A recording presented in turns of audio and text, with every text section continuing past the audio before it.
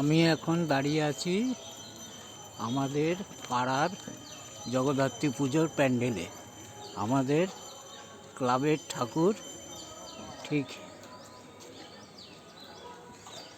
তার বাইরের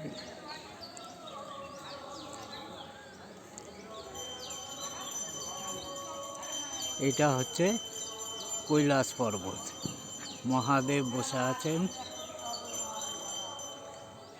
শিখরে। এখন সেই মহাকাল তাণ্ডব এই স্ক্রিনে, সাদা স্ক্রিনে প্রজেক্টের মাধ্যমে দেখানো হবে। আমরা দেখব মহাদেবের মাথার চূড়োর থেকে ফোয়ারা পড়বে, ফোয়ারার জল আসবে। এই সেই পর্বত অনেকটা